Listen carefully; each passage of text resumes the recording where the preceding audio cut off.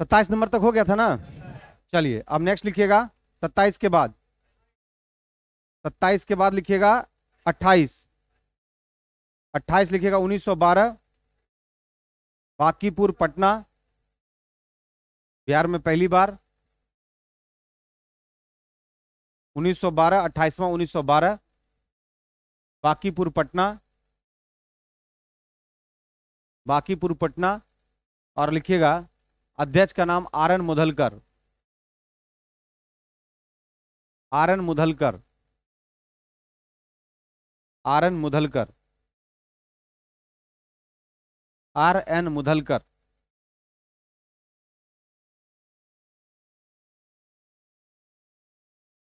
28 के बाद लिखिएगा 32वां, 32nd। 28 के बाद लिखिएगा 32वां। 32वां लिखिएगा 1916, 1960, 1916। और लिखिएगा जगह लखनऊ, और इसका नाम था लखनऊ पैक्ट। गरम दल और नरम दल का दोनों का कॉम्प्रोमाइज हो गया था। जो टूटा था नरम दल और गरम दल के बीच में विभाजन हुआ था, दोनों आपस में मिल गया। 32वां लिखिएगा 1916। 32nd लिखिएगा 1916 में, 16 में। जगह था लखनऊ, और लखनऊ पैक्ट के नाम से जाना है, also known as Lucknow pact. और इसके अध्यक्ष थे एसी मजूमदार, अंबिका चरण मजूमदार। एसी मजूमदार, अंबिका चरण मजूमदार। एसी मजूमदार, अंबिका चरण मजूमदार। ठीक है। अब लिखिएगा नेक्स्ट 33rd, 33वां। 33rd लिखिएगा 1917, 1917।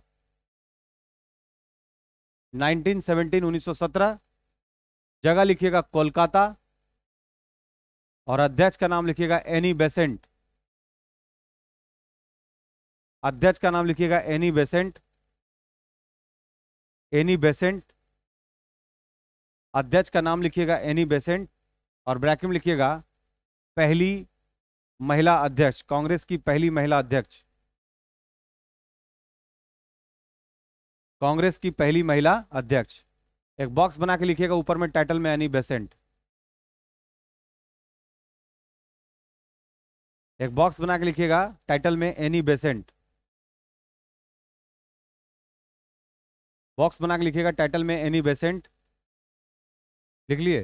पहला पॉइंट लिखिएगा आयरलैंड निवासी। छोटा छोटा पॉइंट लिखिएगा। पहला पॉइंट लिखिएगा आयरलैंड निवासी। आयरलैंड निवासी। ठीक है। भारत आने के साथ,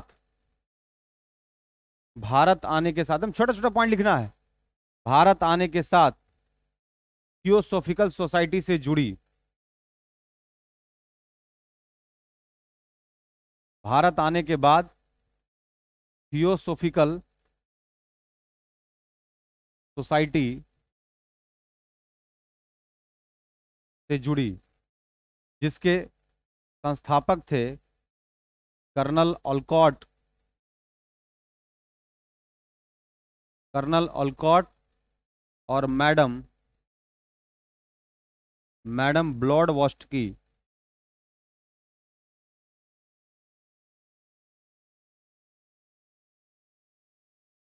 थियोसॉफिकल सोसाइटी, जिसके अध्यक्ष थे कर्नल ओलकॉट और मैडम ब्लॉडवॉस्टकी।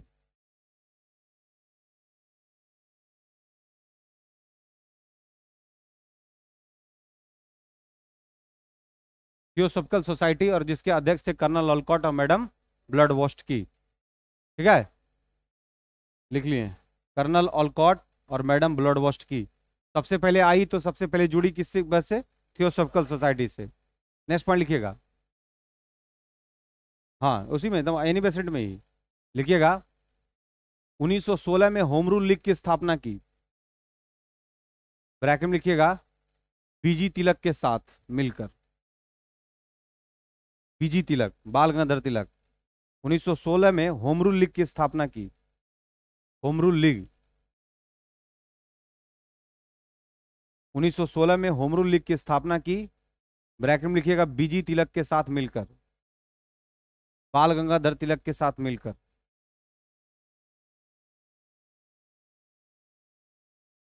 जिसका मुख्यालय ये बनाई थी मद्रास के अडयार में। जिसका मुख्यालय ये हेडक्वार्टर बनाई थी मद्रास के अडयार में। जिसका हेडक्वार्टर बनाई थी, मुख्यालय बनाई थी मद्रास के अडयार में। जिसका हेडक्वार्टर बनाई थी मद्रास के अडयार में। मद्रास का एक जगह था अडयार।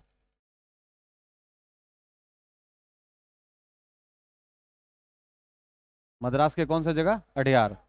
लिखिएगा इनकी प्रमुख पत्रिका थी न्यू इंडिया और कॉमनवेल्थ। इनकी प्रमुख पत्रिका का नाम था, मैगजीन का नाम था न्यू इंडिया एवं कॉमनवेल्थ। इसकी प्रमुख पत्रिका का नाम था, इंपॉर्टेंट मैगजीन था न्यू इंडिया एवं कॉमनवेल्थ। न्यू इंडिया और कॉमनवेल्थ किसका? एनी बेसेंट का। कॉमनवेल्थ, ठीक है। अक्सर सवाल पूछता है कि न्यू इंडिया और कॉमनवेल्थ किसकी कृति थी? एनी बेसेंट की। बॉक्स बंद कर दीजिए। पहली महिला कांग्रेस अध्यक्ष एनी बेसेंट। दो पत्रिका निकाली, कॉमनवेल्थ और न्यू इंडिया। भारत आई सबसे पहले जुड़ी। Theosophical society. थियोसॉफिकल सोसाइटी के संस्थापक कौन थे? कर्नल ऑलकॉट और मैडम ब्लडवॉस्ट की। जब यहाँ आई तो ये होम रूल लीग बनाई। होम रूल लीग किसके साथ मिलकर? बीजी तिलक। और इसका हेडक्वार्टर कहाँ बनाई? मद्रास के अडयार में, यानी 1916 में, 1916 में। साथ ही साथ एनी बेसेंट के बारे में और डिटेल है कि ये निवासी थी कहाँ की? आयरलैंड की। कहाँ की थी? आयरलैंड। और भारत में ये काम कर रही थी होम रूल लीग को लेकर के। क्लियर? नेक्स्ट लिखिएगा, कितना नंबर हुआ था? 33वां।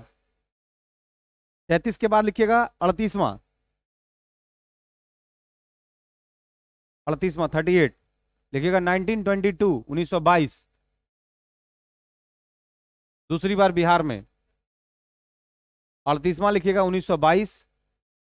और गया लिखिएगा और लिखिएगा चितरंजन दास। 1922 में गया, यानी दूसरी बार बिहार में। अध्यक्ष लिखिएगा CR दास, चितरंजन दास। CR दास, चितरंजन दास, लिख लिए। इसके बाद लिखिएगा 40वां। 40वां लिखिएगा 1924, बेलगांव, गांधी जी एकमात्र बार ये एंट्री किए थे। 1924 40वां अधिवेशन 1924। जगह कौन सा? बेलगांव।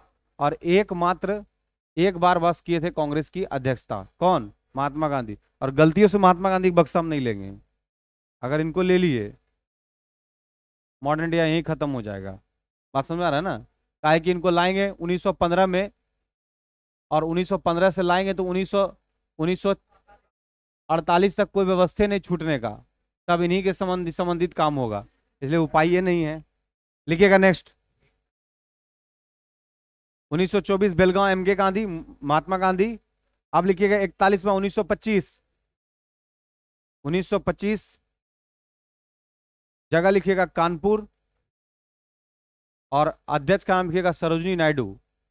और ब्रैकेट में लिखिएगा प्रथम भारतीय महिला अध्यक्ष।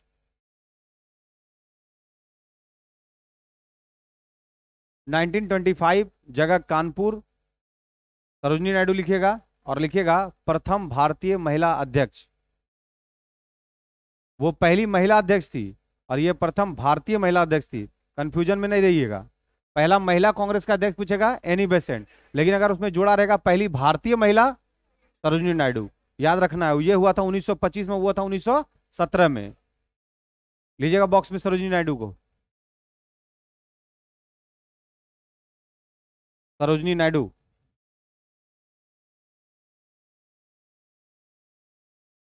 बॉक्स में लिखिएगा सरोजिनी नायडू। लिख लिए? सबसे पहला पॉइंट लिखिएगा, भारत की पहली महिला राज्यपाल बनने का गौरव प्राप्त हुआ। भारत की पहली महिला राज्यपाल बनने का गौरव प्राप्त हुआ। और ब्रैकेट में लिखिएगा यूपी।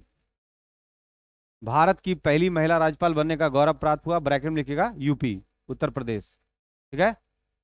दूसरा लिखिएगा, इन्हें कहा गया नाइटिंगेल ऑफ इंडिया, भारत की बुलबुल, नाइटिंगेल ऑफ इंडिया, इन्हें कहा गया, छोटा छोटा पॉइंट लिखिएगा, नाइटिंगेल ऑफ इंडिया, भारत की बुलबुल।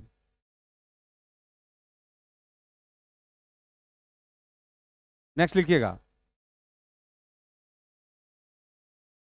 इनकी प्रमुख कृति में शामिल था गोल्डन ब्रोकन विंग्स और गोल्डन थ्रेस होल्ड। बहुत फेमस था ये दोनों पुस्तक। ब्रोकन विंग्स, ब्रोकन विंग्स, जो पक्षी का जो पंख टूटता है, ब्रोकन विंग्स और गोल्डन थ्रेस होल्ड।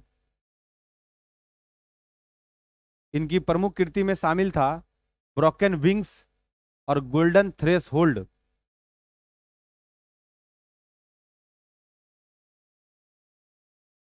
बॉक्स बंद कर दीजिए। ब्रोकन विंग्स और गोल्डन थ्रेस होल्ड लिख लिए। इसके बाद लिखिएगा 42वां 1926, 42वां लिखिएगा 1926, जगह लिखिएगा गुवाहाटी, जगह लिखिएगा गुवाहाटी, और अध्यक्ष का नाम लिखिएगा श्रीनिवास अयंगर, श्रीनिवास अयंगर। ठीक है, लिखिएगा ब्रैकेट में, पहली बार खादी पहनना अनिवार्य कर दिया गया था कांग्रेस में, पहली बार खादी पहनना अनिवार्य कर दिया गया था, पहली बार खादी पहनना अनिवार्य कर दिया गया था।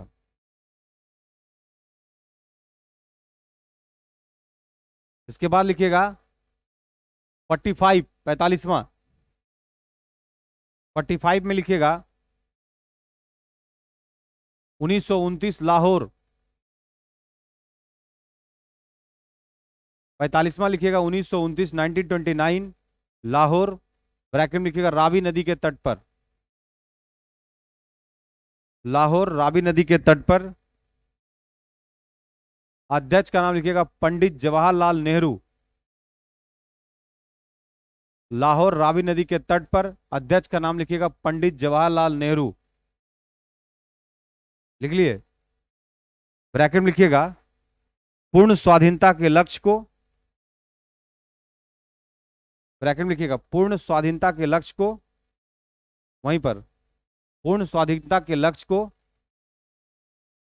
पूरा करने का निश्चय,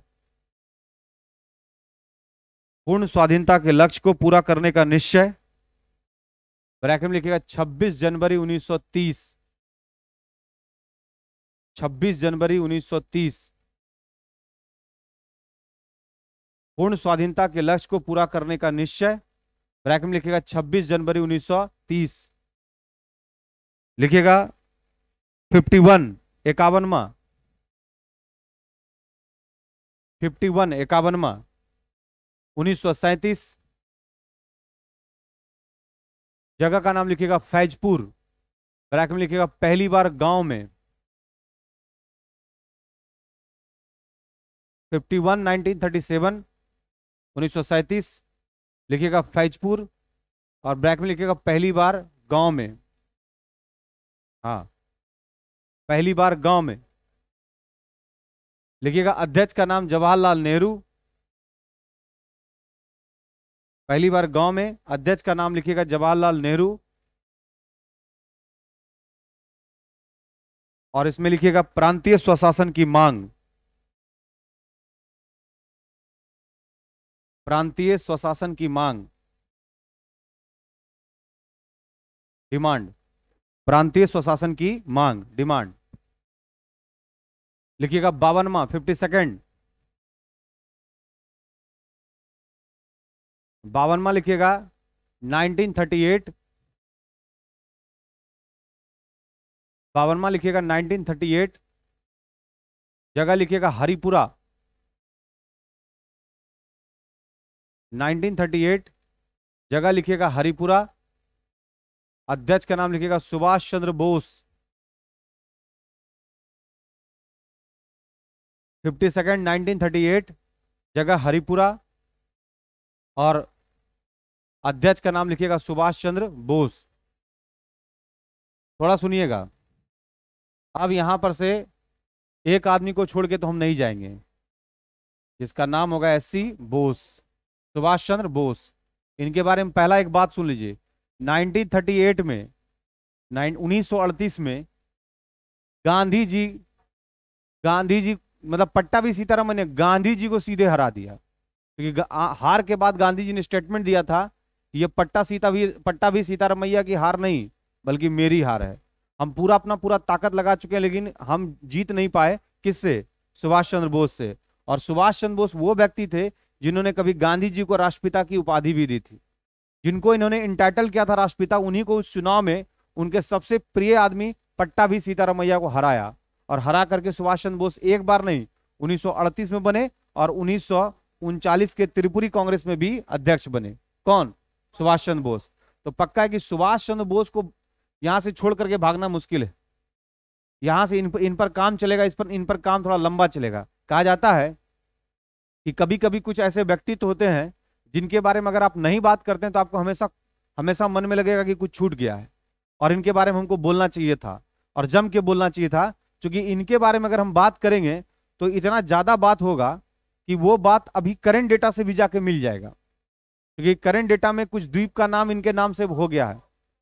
रॉस द्वीप का हो गया बॉस द्वीप। तो कहने का मतलब है कि हम लोग अब जब बात करेंगे सुभाष चंद्र बोस पर तो टोटल डिटेल बात करेंगे, क्योंकि आजाद हिंद सरकार का बात होगा, आजाद हिंद फौज का बात होगा, बहुत सारे चीजों का बात होगा। इससे रिलेटेड और भी बहुत सारे बात होंगे, इनके जाने का क्रम कैसे रहा, कहां से क्या किए, आईसीएस की परीक्षा किस कब कैसे पास किए, क्या इनका ख्याति रहा, इंडियन स्ट्रगल में किन बातों का विश्लेषण की। इनकी एक पुस्तक काफी फेमस है, इंडियन स्ट्रगल। तो कहा जाता है कि कुछ क्रांतिकारी कार्यों के बारे में अगर हम कम बोलते हैं तो चलता है, लेकिन कुछ के बारे में क्वेश्चन पूछे ना पूछे, जानना हमारा अधिकार है और जानना हमें चाहिए भी। तो वैसे लोगों में से शामिल कौन है? सुभाष चंद्र बोस। इसलिए हम इनके कारण अभी बक्सा नहीं रोकेंगे, यहां पर रुकने बक्सा पर काम करेंगे। हम पहले 47 तक देश को आजादी कराते हैं और तब मेरा एक टॉपिक रहेगा सुभाष चंद्र बोस। नेक्स्ट लिखिएगा 53rd। उड़ीसा थोड़ा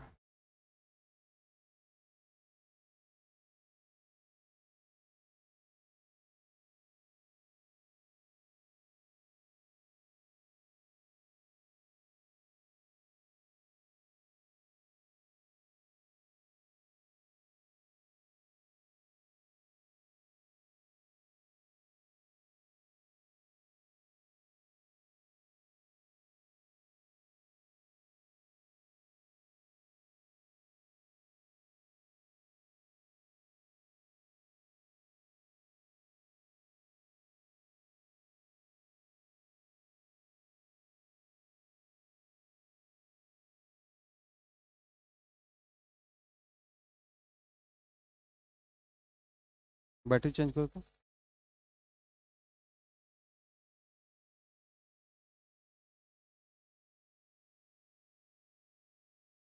अर्जेंट।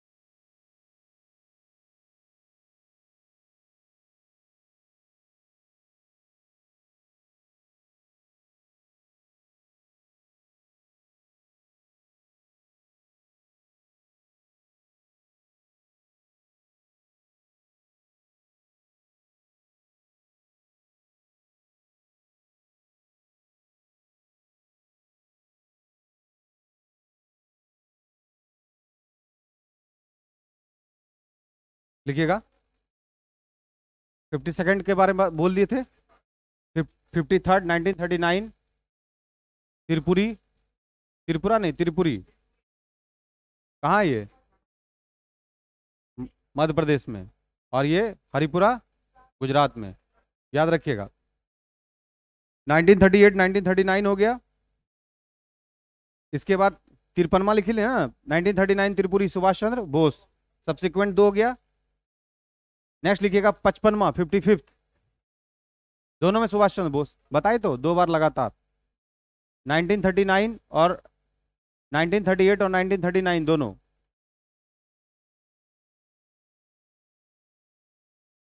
नाइनटीन 38 और 1939 दोनों में सुभाष चंद्र बोस।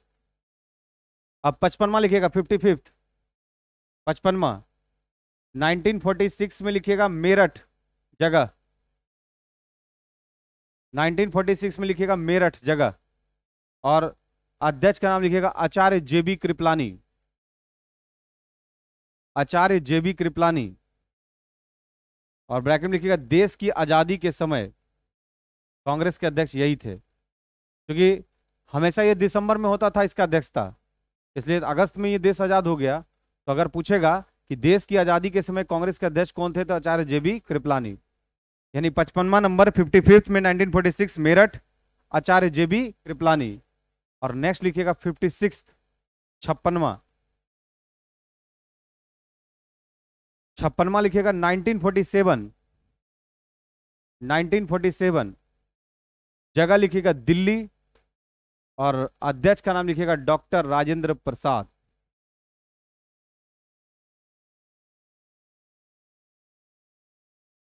Doctor Rajendra Prasad, clear? चलिए, यानी हम लोग का एक स्टिक पर काम हो चुका है 1885 से लेकर 1947 तक। अब एक स्टिक हम लोग के पास बच रहा है, नाम होगा 1905 से लेकर 1947 देश की आजादी। यानी अब सिर्फ और सिर्फ हम लोग फ्रीडम मूवमेंट पर काम करेंगे। किस पर काम करेंगे? Freedom movement. यानी ये स्टिक पर हम लोग अप्रोच कंप्लीट कर चुके हैं। इस स्टिक पर हम लोग को कोई दिक्कत अब नहीं है। एक बार हम लोग चाहते हैं कि रिव्यू लगा लें। 7 मिनट टाइम देते हैं, कॉपी बंद कर लीजिए। 7 से 8 मिनट टाइम देते हैं, काम खत्म करना है। एक स्टिक आप लोग की जुबान पर होना चाहिए, और बहुत रैपिडली बोलने का जरूरत नहीं है, बहुत तेज बोलने का जरूरत नहीं, आराम आराम से बोलेंगे, आराम से सबके पास चला जाएगा। कोशिश कीजिएगा कि ज्यादा ज्यादा सही बोलने का, हड़बड़ा के बोलना नहीं है। आराम से हम बोलेंगे तो हमारे पास सबसिक्वेंट सारा चीज हम लोग के पास खुद ब खुद आ जाएगा। जैसे अगर हम लोग इसका काम शुरू करते हैं, तो पहला काम हम लोग का 1885 में कौन सा? कांग्रेस। कौन सा? कांग्रेस।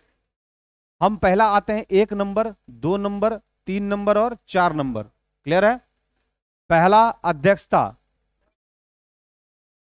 WC बनर्जी, दूसरा का, तीसरा का बदरुद्दीन तैयब जी, चौथा का, यानी पहला का WC बनर्जी, दूसरा का दादा भाई नौरोजी, तीसरा का बदरुद्दीन तैयब जी, और चौथा का George Yule.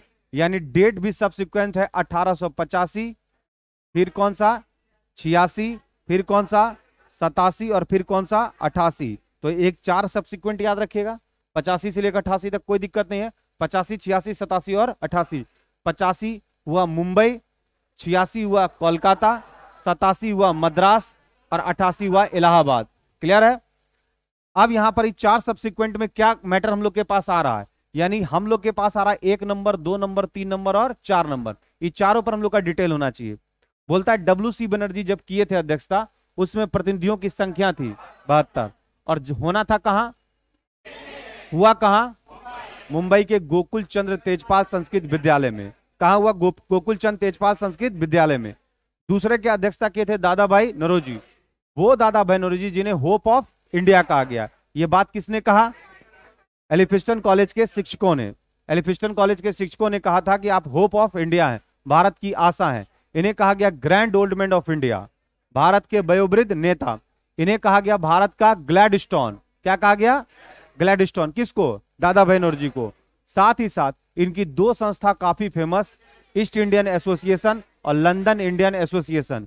East Indian association और लंदन इंडियन एसोसिएशन। ये पहले व्यक्ति थे जिन्होंने राष्ट्रीय आय का अनुमान लगाया 20 रुपया। पुस्तक का नाम था un British poverty rule in India, un British poverty rule in India. ये कौन लगाया था? दादा भाई नौरोजी। ये पहले व्यक्ति थे जो ब्रिटिश पार्लियामेंट में पार्टिसिपेट किए और पार्टी का नाम था लिबरल पार्टी। कौन सा पार्टी? Liberal party. और ऐसा भी सवाल पूछा सकता कि पहला पारसी जो कांग्रेस के अध्यक्ष के, दादा भाई नौरोजी। ये बात था किससे संबंधित? टोटल दादा भाई नौरोजी से। अब आते हम लोग, पहला मुस्लिम अध्यक्ष बनने का गौरव प्राप्त हुआ बदरुद्दीन तैयब जी। जगह था कौन सा? मद्रास। और कलकत्ता की बात करें तो कलकत्ता की स्थापना हुई थी 1699 में। आर्किटेक्ट का नाम था जॉब चॉर्नॉक। 3 जगहों को मिला करके, गोविंदपुर, कोलकाता और सूतानाती, गोविंदपुर और कोलकाता मिला के बना था कोलकाता। तो सब्सिक्वेंट 1 2 3 4 में कोई दिक्कत नहीं है। अब 4 मेरे पास आया, प्लस 4 करेंगे तो निश्चित रूप से 8 का सीक्वेंस आएगा। कितना नंबर? 8 होगा। इसका मतलब जो 4 में पहले स्थान पर वो रिपीट करेंगे तो 8वें नंबर पर रिपीट हो जाएगा। किनका? WC बनर्जी का। और वो ईयर होगा 1892। कुछ मैथमेटिकल अप्रोच लगा के काम करना है, क्योंकि होता क्या है कि हम रटते जरूर हैं लेकिन अगर अप्रोच रहेगा तो वहां पर कंफ्यूजन होने का चांसेस नहीं बनता है। तो सब्सिक्वेंट 1 2 3 4 एकदम क्लियर रखना है। 4 में 4 जोड़ देंगे तो 8 हो जाएगा। 8वें नंबर पर जो 1 नंबर पर रिपीट हुआ रिपीट हो जाएगा, यानी WC बनर्जी फिर से एक बार पार्टिसिपेट करेंगे अध्यक्षता के तौर पर, और ये जगह होगा इलाहाबाद और ये ईयर होगा 1892। अब इसका मतलब है कि हम लोग के पास संख्या आया, ध्यान दीजिएगा, हम लोग के पास संख्या आया था पहला 1 नंबर, 2 नंबर, 3 नंबर और 4, और इसमें 4 का गैप होने के बाद नंबर आ गया 8, फिर गैप होगा कितने का? 4 का, और इस बार नंबर आएगा 12, और 12 का फॉर्मूला है 12 ठे, यानी 12 को मल्टीपल 8 से करेंगे तो 96, यानी डेट होगा 1896। कभी कभी सब मैथमेटिकल अप्रोच लगाइएगा, ऐसे ही लगाया गया। तो 1896 में जगह होगा कोलकाता, अध्यक्ष होगा रहमतुल्लाह सियानी। कौन होगा? रहमतुल्लाह सियानी। पहली बार कांग्रेस के मन से वंदे मातरम गाया जाएगा, जो राष्ट्रीय गीत के तौर पर होगा। वो बंकिम चंद्र चटर्जी, जिनकी 2-3 पुस्तक काफी फेमस है, जैसे देवी चौधरानी, दुर्गेश नंदिनी, कपाल कुंडला, ये सब किसकी कृति है? बंकिम चंद्र चटर्जी का। साथ ही साथ सवाल पूछा जा सकता है बंकिम चंद्र चटर्जी से संबंधित कि इनका आनंद मठ में एक सन्यासी विद्रोह का भी वर्णन देखने को मिलता है, और वो सन्यासी विद्रोह का जो ग्लिम्स है वो आनंद मठ में देखने को मिलता है। और उसमें जो फॉलोवर्स ऑफ द शंकराचार्य थे उन्होंने इस पे फाइट किया था। और इस सन्यासी विद्रोह का संबंध कहां से है? बंगाल से। कहां से है? बंगाल से।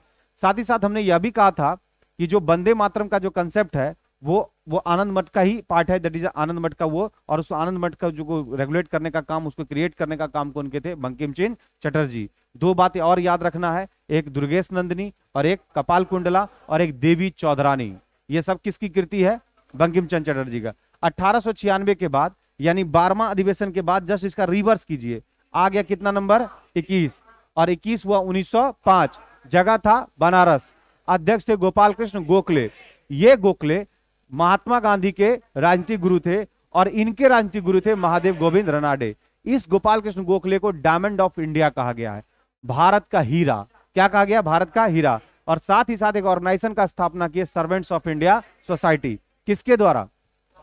गोपाल कृष्ण गोखले के द्वारा। 21 के बाद आता है रिपीट नंबर 2, 22, यानी कोई चीज का रिपीट हुआ है। तो 2 नंबर पर दादा भाई नौरोजी थे, और फिर दादा भाई नौरोजी फिर एंट्री किए तो 22 हो गया, यानी रिपीटेशन ऑफ 2, यानी दूसरे नंबर के व्यक्ति, यानी जब 2 बार इक्वल चीज रिपीटेशन हो जाए तो जगह भी वही होगा, अध्यक्ष भी वही होंगे, यानी दादा भाई नौरोजी और अध्यक्ष और जगह होगा कौन? कोलकाता। साथ ही साथ पहली बार कांग्रेस के मन से स्वराज शब्द का प्रयोग किया जाएगा। कौन सा शब्द? स्वराज। और इस स्वराज शब्द का प्रयोग सबसे पहली बार संस्थागत तौर पर किया गया था आर्य समाज, वो आर्य समाज जिसका स्लोगन था वेदों की ओर लौटो, रिटर्न ऑफ द वेदाज। साथ ही साथ जब इसका पूरा विश्लेषण आ रहा है तो आर्य समाज से संबंधित एक और कंसेप्ट जानिए कि जो स्वामी दयानंद सरस्वती थे, इनका मूल नाम था मूल शंकर। तो 22 नंबर के बाद फिर ये 12 के बाद आता है 21 नंबर, 21 के बाद आता है 22, और 22 के बाद आता है हम लोग के पास 23, और 23 में हो जाता है फूट, और ये होता है 1907 में सूरत फूट। यानी पहली बार गरम दल और नरम दल के बीच में विभाजन होता है, और इसकी अध्यक्षता करते हैं रास बिहारी घोष, नॉट बोस, रास बिहारी घोष। 7 के बाद यानी हम लोग का संख्या नंबर कितना आ गया? 23। 23 के बाद देखिएगा, 7 के बाद यानी 1907 के बाद फिर सम्मेलन जो इंपॉर्टेंट है हम लोग के पास वो 1911 और 11 है 27वां 27th। 27वां नंबर इसलिए इंपॉर्टेंट है कि पहली बार कांग्रेस के मन से जनगण मन गाया गया। वो जनगण मन जिसके रचयिता थे रविन्द्रनाथ टैगोर। वो रविन्द्रनाथ टैगोर जिन्होंने कभी काबुली वाला, जिन्होंने काबिल वाला, गोरा और पोस्ट ऑफिस जैसे कृतियों की रचना की, वो रविन्द्रनाथ टैगोर जिन्होंने 1913 यानी 13 अप्रैल 1919 के जालियांवाला बाग हत्याकांड के बाद क्या किया था, अपने नाइटहुड की उपाधि को वापस कर दिया। वो रविन्द्रनाथ टैगोर जो गीतांजलि के लिए जिनको 1913 में मिला था नोबेल का साहित्य अवार्ड और वो पहले एशियाई बने थे। वो रविन्द्रनाथ टैगोर जिन्होंने बंगाल के राष्ट्रगान का निर्माण किया था अमार सोनार बांग्ला। तो हम कह सकते हैं कि 1911 में 1911 में पहली बार कांग्रेस के मन से गाया गया क्या, जनगण मन। वो जनगण मन जिसका टाइटल हुआ करता था भारत भाग्य विधाता, भारत भाग्य विधाता। तो ध्यान रखिएगा ये जनगण मन पहली बार मंच के माध्यम से गाया गया और उस समय अध्यक्ष के पद पर थे पंडित विशन नारायण धर, बीएन धर, और 27वां था 1911। ये डेट और भी इसलिए इंपॉर्टेंट है कि इस 1911 में दिल्ली दरबार का आयोजन हुआ था। उसमें लॉर्ड हार्डिंग थे गवर्नर जनरल और इसी में बंगाल विभाजन रद्द हुआ और इसी में राजधानी कोलकाता से दिल्ली घोषणा कर दी गई, लेकिन विधिवत तौर पर हुआ 1912 में। 1911 के बाद आता है 1912 और ये होता है सम्मेलन नंबर 28वां। कितना नंबर? 28वां। पहली बार पटना के बांकीपुर से आरएन मुदलकर किया गया, यानी पटना में पहली बार यह सम्मेलन आयोजित किया गया था। कब? 1912 में। 1912 के बाद जो इंपॉर्टेंट फैक्टर हम लोग के पास आता है वो आता है 1916 में होता है कौन सा? लखनऊ पैक्ट, यानी गरम दल और नरम दल के बीच में जो विभाजन हुआ वो अब पैक्ट हो जाएगा। संख्या नंबर कितना है? 32 यानी 32वां। कितना नंबर? 32वां। 32वां 1916 में होगा कौन सा पैक्ट? लखनऊ पैक्ट। और ये लखनऊ पैक्ट के समय होंगे अध्यक्ष कौन? अंबिका चरण मजूमदार, एसी मजूमदार। जस्ट इससे सटा हुआ संख्या नंबर होगा 33। कितना नंबर होगा? 33। याद रखिएगा 33rd में यानी 1917 में पहली बार कोई महिला इसका पार्टिसिपेट करेगी और वो होगी एनी बेसेंट। अगर एनी बेसेंट की बात करें तो वो जगह था कोलकाता, यानी कोलकाता से पहली बार अध्यक्षता करेगी एनी बेसेंट। एनी बेसेंट पर डिटेल करें, आयरलैंड की निवासी और पहली बार भारत आकर के थियोसॉफिकल सोसाइटी के साथ जुड़ती है और जिससे जुड़ती है उसके संस्थापक अध्यक्ष के तौर पर होते हैं कर्नल ऑलकॉट और मैडम ब्लडवॉस्टकी। इनकी दो कृति काफी फेमस है, कॉमन बिल और न्यू इंडिया। साथ ही साथ एनी बेसेंट बाल गंगाधर तिलक के साथ होम रूल लीग की स्थापना करती है और उसका हेडक्वार्टर बनाती है मद्रास के अडेयार में। कहां बनाती है? मद्रास के अडेयार में। इसके अलावा हम लोग एनी बेसेंट से संबंधित और भी बातों का विश्लेषण करेंगे, क्योंकि और भी इसमें आएगा, जिसमें से 2-3 नाम आएगा, जैसे बीपी वाडिया का नाम आएगा, वो सब जुड़ेगा इसके साथ नाम, तो हम लोग उस पर बाद में चर्चा करेंगे। क्योंकि जब 1916 को होम रूल लीग बात करेंगे तो 2-3 नाम हम लोग के सामने आएगा, जवाहरलाल नेहरू, बीपी वाडिया, इस सब का नाम हम लोग के सामने आएगा। आगे की ओर अगर हम बात करते हैं, यानी 1917 में एनी बेसेंट के 33वां के बाद इंपॉर्टेंट कौन सा है? 33वां के बाद 33rd के बाद संख्या, यानी 1917 के बाद कौन सा? 1917 के बाद गया वाला अधिवेशन 1922। संख्या नंबर 38वां 38। संख्या नंबर कितना? 38वां। और 38वां दूसरी बार होगा बिहार में, और बिहार के कहां पे? गया में। और चितरंजन दास बनेंगे इसके अध्यक्ष। वो चितरंजन दास जो 1 जनवरी 1923 को एक नई पार्टी कांग्रेस से बनाएंगे, स्वराज पार्टी। आगे हम लोग फ्रीडम मूवमेंट में इस पर बात करेंगे। 1922 के बाद एंट्री होगा कौन सा? 1924। और 1924 होगा 40वां। 1924 के बाद सम्मेलन होगा 40वां, और ये पहली बार गांधी जी इसकी अध्यक्षता करेंगे, जगह होगा बेलगांव। 40 के बाद 24 के बाद इंपॉर्टेंट कौन सा होगा? 1925। 25 जो है ये होगा 41वां 41st, और इस बार पहली भारतीय महिला इसकी अध्यक्षता करेगी सरोजनी नायडू, और जगह होगा कौन सा? कानपुर। सरोजनी नायडू पर अगर बात करें, गोल्डन थ्रेशोल्ड, ब्रोकन विंग्स इनकी महत्वपूर्ण कृति, और पहली बार कोई भारत में राज्यपाल के तौर पर बनी वो थी सरोजनी नायडू, और वो बनी थी कहां की? उत्तर प्रदेश का। यानी हम लोग का 41 नंबर तक हुआ 1925। इसके बाद इंपॉर्टेंट 1926, यानी आता है नंबर कितना? 42। 1926 में 1926 में ध्यान दीजिएगा 42 यानी 42वां में 1926 में पहली बार 1926 में पहली बार गुवाहाटी के मंच से करेंगे एक अध्यक्षता, नाम होगा श्रीनिवास अयंगर। क्या नाम होगा? श्रीनिवास अयंगर। और पहली बार खादी पहनना अनिवार्य कर दिया, क्योंकि इसके बाद आप लोग का साउंड कमजोर हो गया है। रिवीजन ढूंढ रहा है। हम समझ रहे हैं ना, मतलब पहले ठीक चल रहा था, कहाँ तक चला, 27 तक। इसके बाद थोड़ा डाउन चल रहा है, ये कल फिर से। लेकिन हाँ, हम तब तक इसको नहीं छोड़ेंगे जब तक पूरा 1885 1947 जुबान पर नहीं आ जाएगा। आएगा हम छोड़ देंगे, और ये हम चलाते रहेंगे, ये चलते रहेगा। आप लोग जब तक हरदी गुर्दी नहीं बोलिएगा तब तक हम इसको चलाते रहेंगे, ठीक है। हरदी गुर्दी बुलवा के जाएंगे।